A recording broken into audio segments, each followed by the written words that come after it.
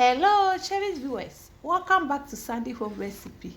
Mama ko aba Sandy Home Recipe. Send edi kan a wohwe me video a. Memma rent to subscribe. Na wa share, na wa like. No emi notification bell no. Send me the video bia beto wa won sabeka. To my returning subscribers, thank you so much for your support. May the good Lord bless you all. And ebe ko garden tour akohwe nema me dua o me garden mu. Yes, start the first one here okro plant.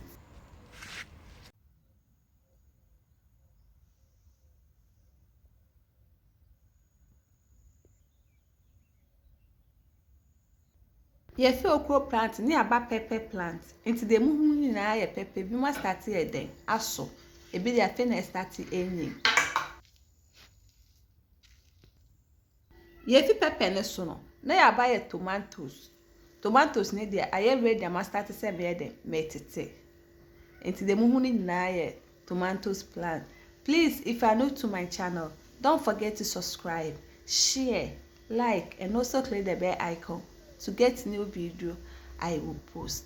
It's a fit tomatoes ne so no. Na ye buy a lettuce and a salad.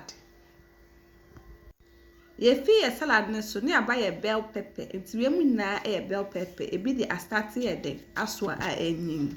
Ye fi a bell pepper ne so no. Na ya buy a cucumber. It's the mu hu no. And that ate e den e so de. Na we a waba maize plant and also start e ehwane.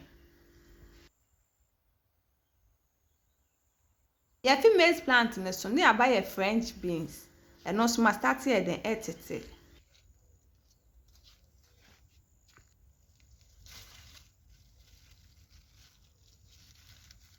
Yefi French beans na buy basil leaf. It's the muhu ni na basil leaf. We say me start here den etete.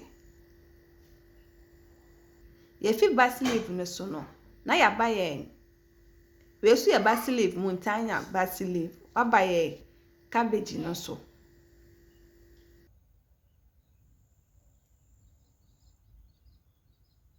We so Africa garden egg and also start to say enyi. Me pamacho se dey kan a wohwe me video a. Memma rem subscribe. Na wa share, na wa like. No emi notification bell no.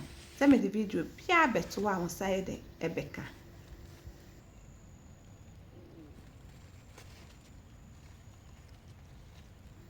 We so beetroot and also nie onion, cedano,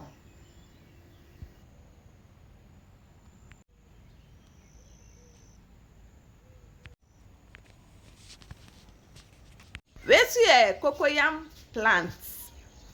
Now this is what I grow in my garden. Please like this video and subscribe to my channel. Thank you so much for watching.